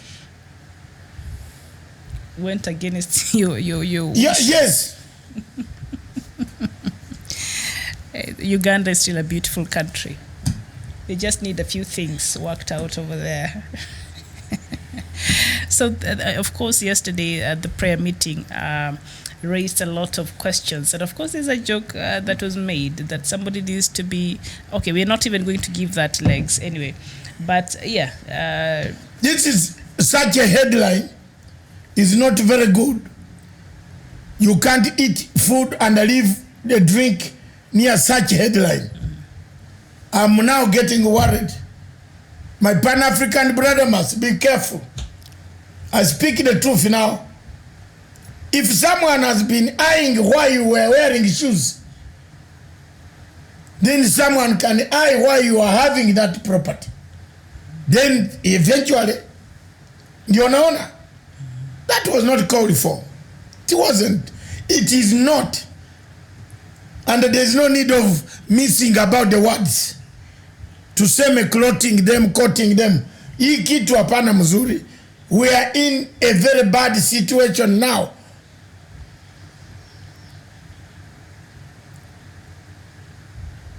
Salva Kiir summarized it by saying someone who talks about power, I have now also reached the point to take power. Will always bring the country to a very difficult and terrible war. Look at all of the warmongers. Look at IDID. General IDID. Look at them. Look at what happened. Look everywhere. Look at Museveni. 1982, after elections, these things started that way. The election was rigged. Of which that one I accept there was rigging. I don't blame Museveni. I accept now on behalf of Obote. He's gone. And he's my mentor. Yes, the 1980 elections was rigged. Because at that time, I was a member of Uganda People's Congress. I couldn't say so. But as I grew up with my age now, and with a lot of analysis, deeper analysis, in terms of books, and the scholarly material, and the intellectualism, I can now say candidly, yes, it was rigged. So it caused the man to go to the bush to turn on us. He fought us for 5 years. He threw us out. We are still paupers in other people's capitals. That is the hard truth. That is it. So when you see power, I want it, and then you pay people millions of shillings to run around to pop you. There is a man who has just bought 2 properties near his house. 2 properties near his house. I've followed the story and I've got the story. 2 properties. He's not even above 35. 2 properties, cash, money manufactured from the cartels.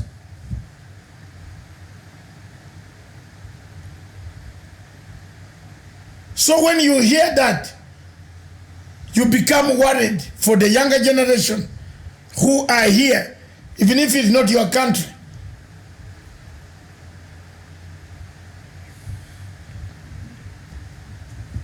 So,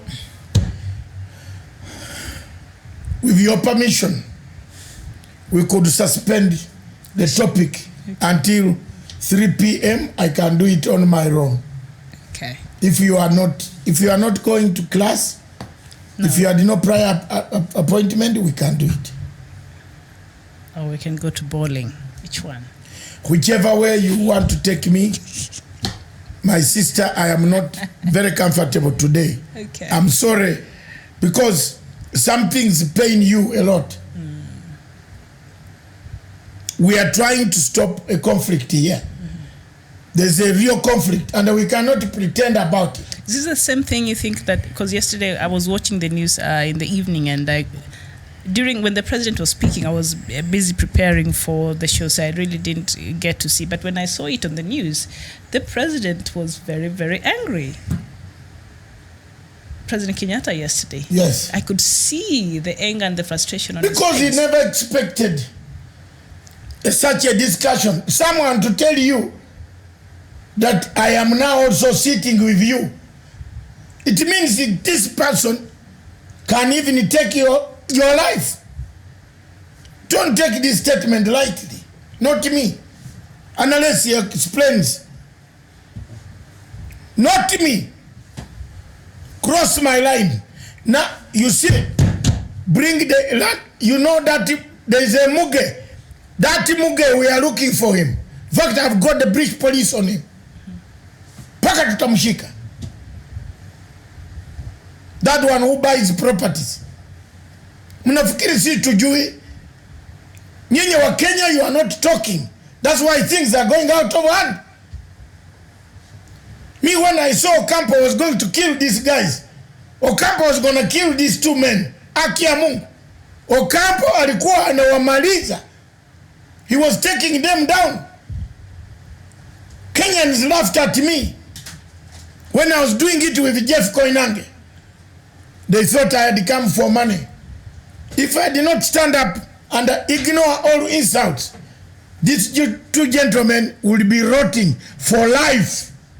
For life. Because ICC doesn't kill. They imprison you for life. Or give you 50 years. Like a tailor. Yeah, so if people say I was bad, say it. This, you saw the report coming from the Independent newspaper of London. Hasn't it named the Kenyans? Have you seen the Kenyan they have named? Tell me. Have they named the Matsanga? Have they named the Matsanga? The house I live in, I bought with my sweat. And I'm still paying with my sweat. Mwachana mimi.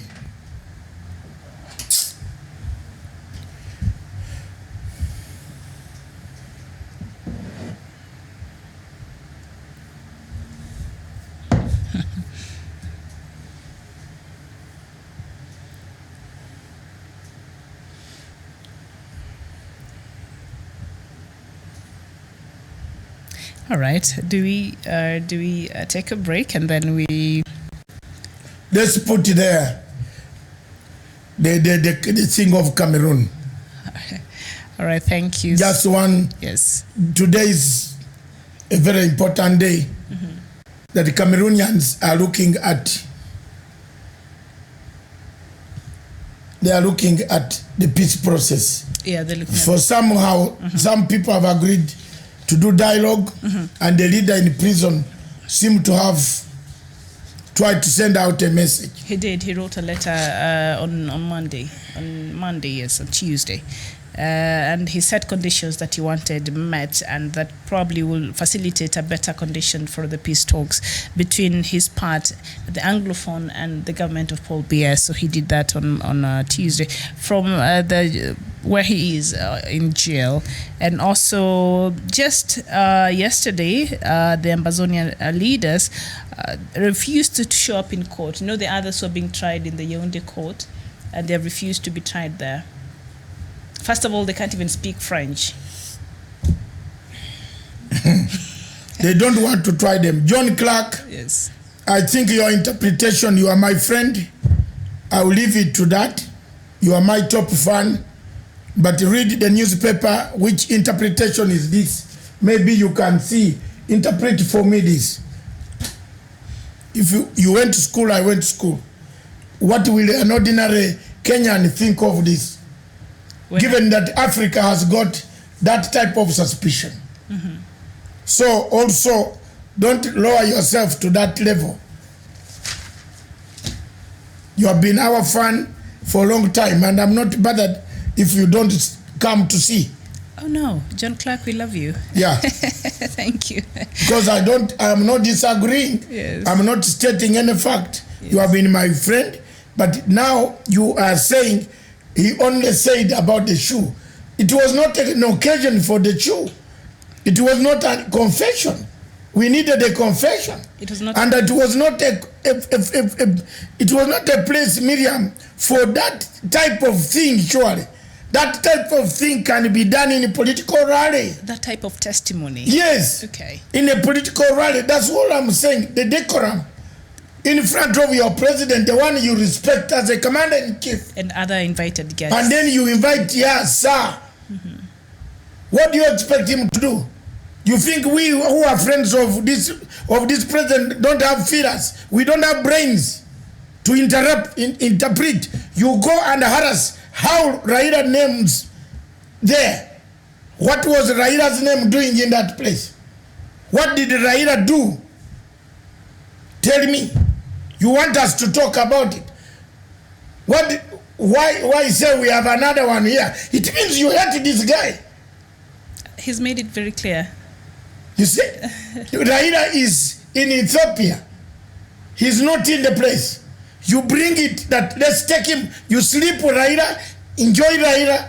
You don't want peace. You know what? The Raila group will also stand up. Didn't you see they came up? A press conference. I told you they were. We are putting the country into the same behavior of 2007. People stood on tables.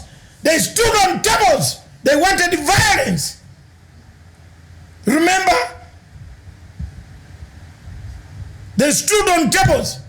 They want to remind us about that. Violence erupted. You remember? I was here with Sky News. I took pictures of every footage I have. Even the people standing to kick everybody. Jermaine, this type of language is taking this country to another different direction. I'm telling you, if we are going to go into elections, if the president doesn't come up and stop this and say, all of you from today, if you're doing your fundraising, do it politely, stop politics.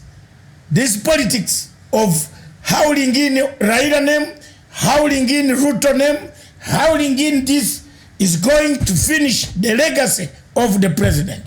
I am saying it now, and I'm not going to be intimidated. If you don't want me here, I'll go. But it will not be long before this country goes into the same bracket it was in 2207. Because the same key players are here again.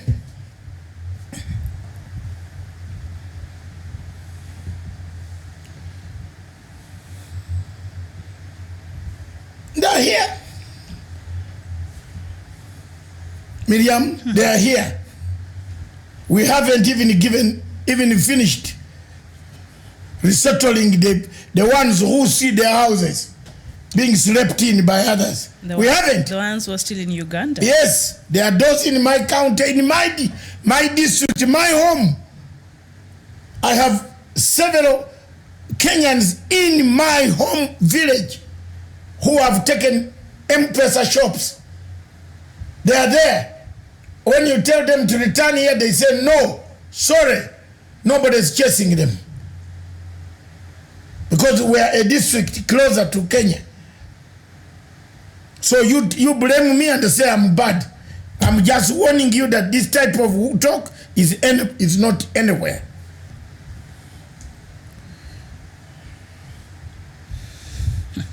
So John Clark, I think leave it to that. I now know which side you belong. So see this television on the side you belong. Period. But me, I belong to the side of Uhuru Muigai Kenyatta. And that is it. When he tells me, I will go. So I will take action, which is very good for you.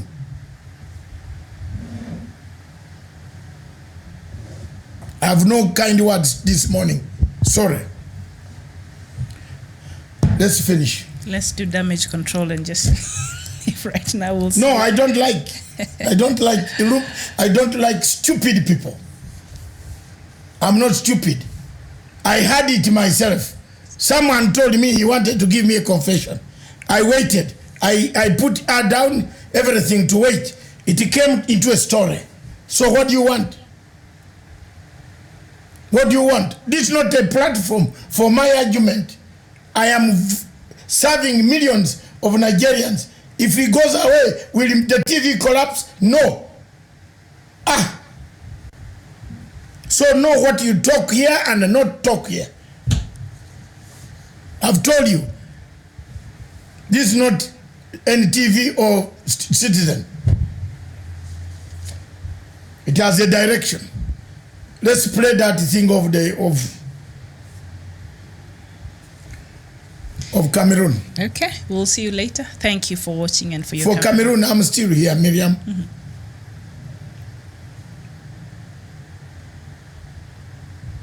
Roadblocks to organizing the talks remain. So what was Mr. Tabe's response? Journalist Kilian Ngala is in Yaoundé. Ayub Tabe actually came up with a list of preconditions for dialogue to ever take place. He's talking about a full ceasefire. He's talking about the release of prisoners detained over the conflict 2 years ago. He's talking about the withdrawal of government troops and administrators from the English-speaking regions of the country. And he's talking about a peace process, Paul, that should be brokered by the United Nations. And he is also insisting that the dialogue venue should not be in Cameroon. It should be either in New York, in Addis Ababa, or in Geneva. And he is insisting that the feding parties should have an equal number of delegates whenever they come to meet. But the really sticky point here, Paul, is that the negotiations, according to Ayub Tabe, have to deal with negotiating the terms of separation of the English-speaking part of Cameroon from the rest of the country. He is not talking about a peace process that will keep Cameroon one and indivisible, like the government has been saying. That's quite a tall order. Has the government responded yet? Earlier yesterday, the Cameroon External Relations Minister, Lejeune Belambela, actually responded and indicated that the government can only accept dialogue that keeps Cameroon as one country. He's just re-echoing what has been going on in government circles. The other day, the Prime Minister, Dr. Dion Ngote Joseph, was in the two English-speaking parts of the country where he insisted that separation is not an option on the table for dialogue. It is not something that the government is even considering. He said any other thing can be discussed, and which observers have remarked that that is a smart departure from the earlier posturing of the government, because President Paul Biya had made it known that there can be no discussion about the form of the state. it looks like the government's back is against the wall, that they've gone for dialogue now at this time. Yes, initially the government said they were not even going to dialogue with people they called terrorists. Remember, when this crisis started, the English speakers were insisting that there should be a return to the federal system of government that Cameroon was involved in from 1961 when they got independence to 1972. The government said there is no room for even talking about federalism. Now it looks like the government might be shifting ground when you look at what the Prime Minister was saying, that the only thing that's off the table is talking about separation. But again, the Minister of Territorial Administration, Paul Atanganji, has contradicted the Prime Minister when he granted an interview on a foreign radio station saying that there is no way government will talk about the form of the state. So it looks to me like a sort of impasse here. Journalist Kilian Ngala in Yaoundé. Time to meet a multi-talented performer. She's Nigerian-Canadian. She's Falana.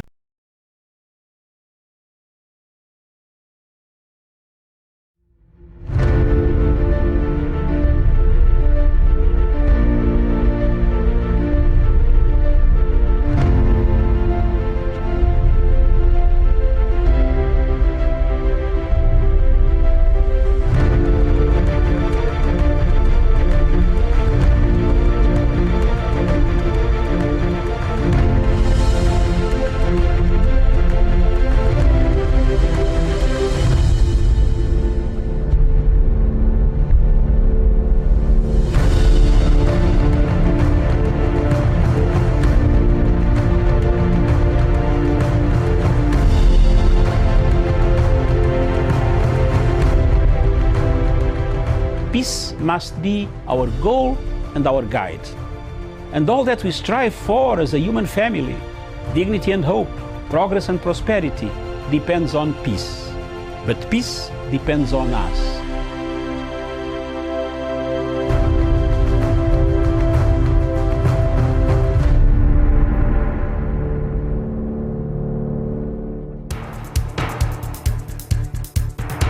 It is ridiculous and it is against the laws of nature that we can have somebody sitting pretty who takes home more money than the credible entrepreneur who is doing actual production of goods and services. We always say it as it is. It is only in this country that when a thief is arrested, you hear elders from their tribe saying, he is our son and he is our thief. If you are deviant and I call you leader, probably you are already a leader, but you are leading in the wrong direction. We want to see the role of the youth in the security, governance, and development. The youth that I meet and work with here, you know, we call them the millennials and X's and Y's, this and that. They don't necessarily want to live like their fathers and grandfathers, do business like their fathers and grandfathers. They're more independent, they're better educated, and they're the ones that are making everything move in this region. We look at the issues, we talk about issues that impact people's lives in Africa. The African peoples themselves continue to cheer bad leaders, and because they cheer them on, they continue to be misled. Let me ask you, Doctor, would you rather be somebody who does not enjoy so much freedom but you are rich? Or you'd rather be poor who you are actually imprisoned by the poverty itself? My goal is not to come here and say, I want the majority ownership, I want to own this, I want to own that, I want to do this. My goal is we all make money and we're all happy, and I help build a big business here. Punchline is for Africa, with Africa, from Africa.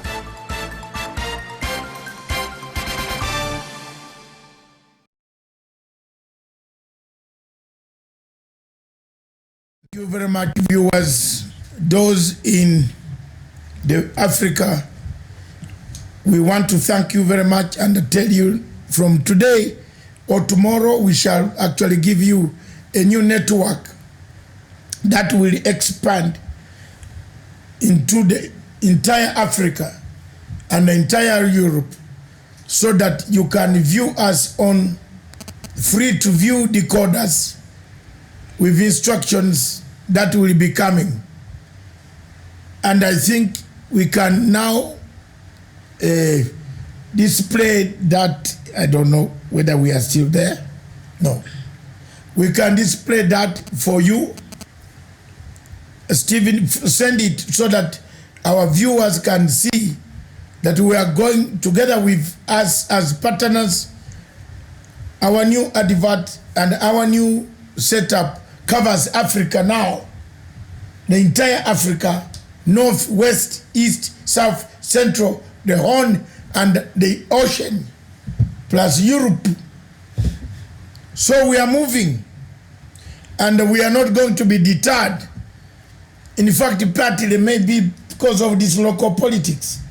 But if we concentrated on African issues, we are very far on African issues.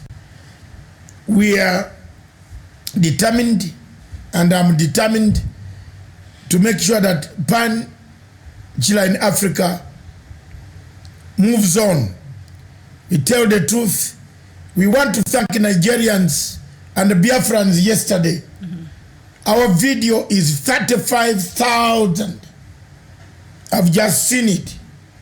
Yesterday, it is a hammer. Is what do you call it? It rocks.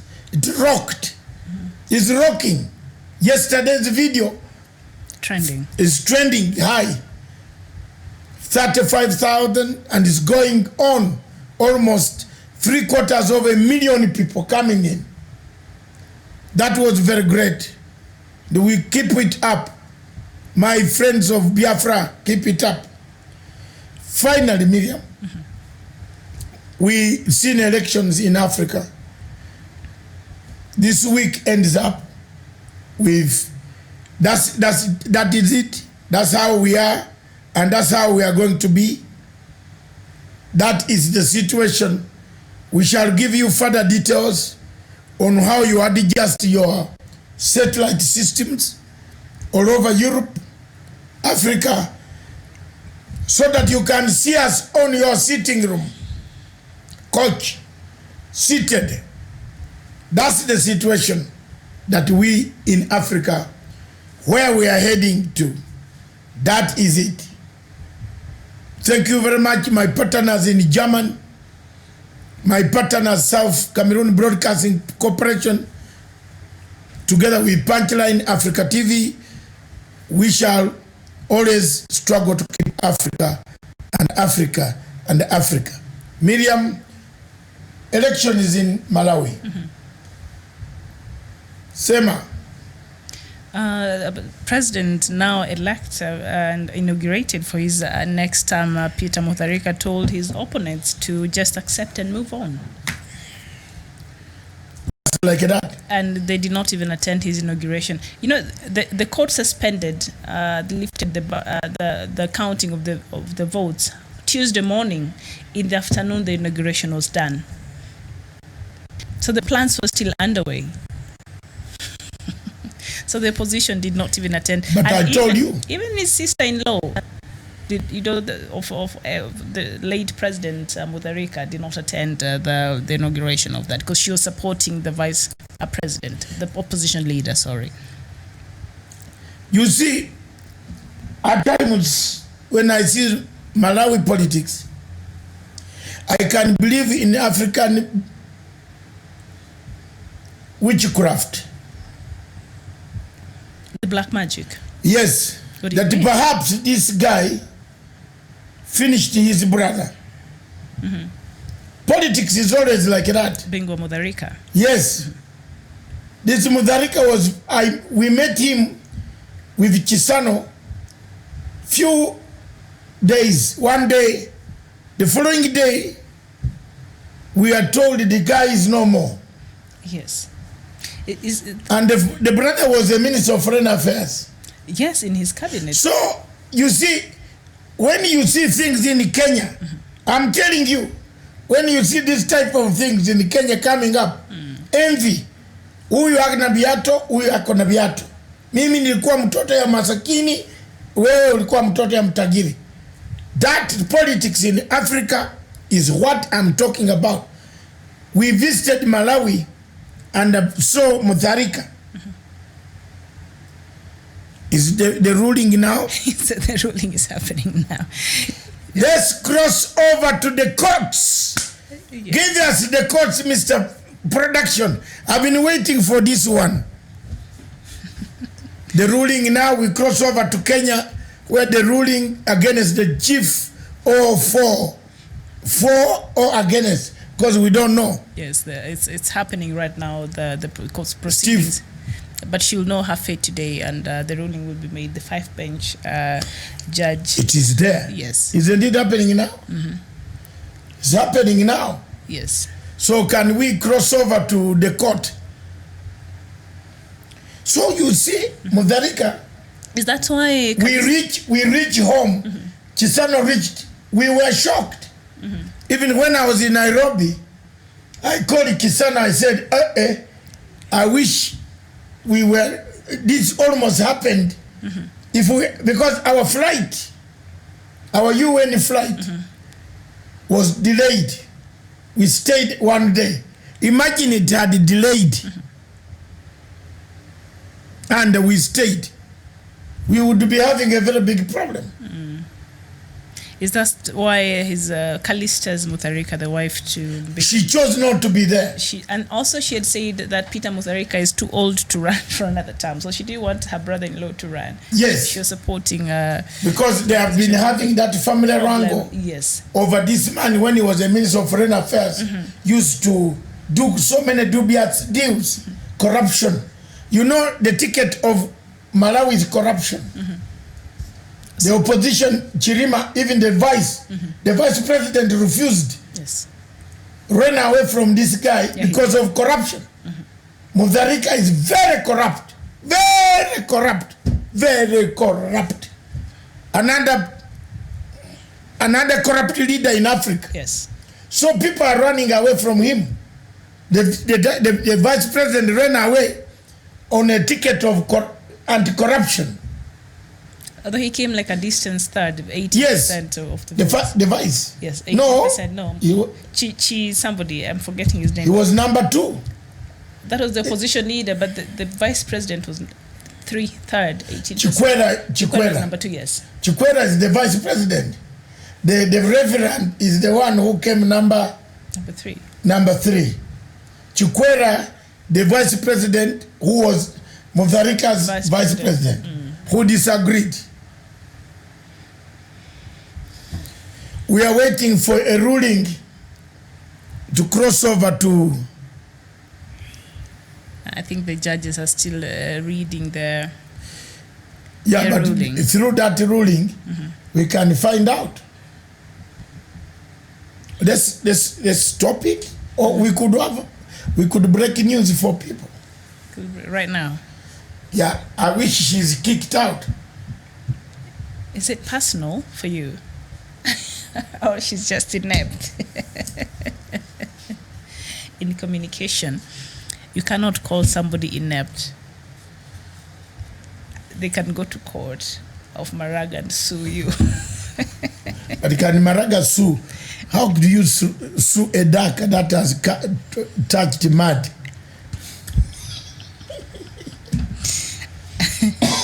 You can't sue a duck or a pig that has been playing in the mud.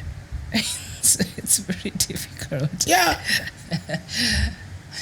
Not that I know what he's talking about. I'm just trying to lighten the situation after the very 10 moments ago.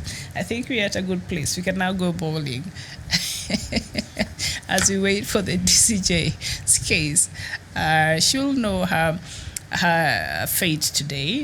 The judge's 5-bench judge was looking into the allegations, and now questions of legality, still hang in a balance. So the court is at the Milimani Law Courts here in Nairobi, and so it is the proceedings are ongoing, and so we're not sure what time they'll be reading the final verdict, but hey, we'll let you know. That's the final verdict being read. You see, you can go on hearing from one judge and see whether the case... Where it's going, yes. Yes. You can tell. But we can do it from our sofa sets. Okay. We can do a show at 3, or you are going bowling. I will talk about that on the sidelines. On the bleachers. You know the bleachers? This is a new word. No, the sidelines. When you go to a basketball, do you watch basketball? When you sit at the Why stand, are you taking me to this long story? It's of good. Basketball, bowling. Let's cut the story short. All right, and then we'll see you then. Where? We'll cut the story short. I can only go for dancing. I do salsa. Serena sometimes they host salsa classes. Thank you very much. Yes. Have we finished? Yes, we're finishing now. Mr. Steve, give us a signal, Mama. You have left us into private discussion that could be recorded. All right. And it brings chaos. No chaos. To families. No chaos. No chaos. No malice. No malice. Or Thank you. ill intention. So we'll see you here on Sunday for the Africa Showdown. Showdown. Good. Thank you.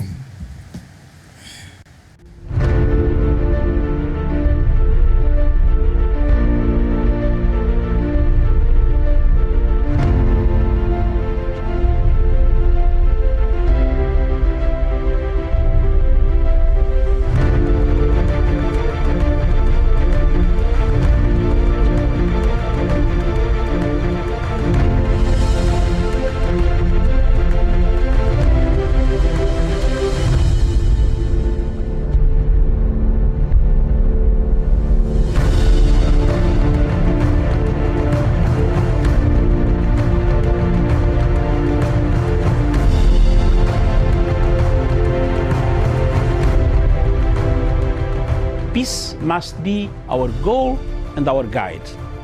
And all that we strive for as a human family, dignity and hope, progress and prosperity, depends on peace. But peace depends on us.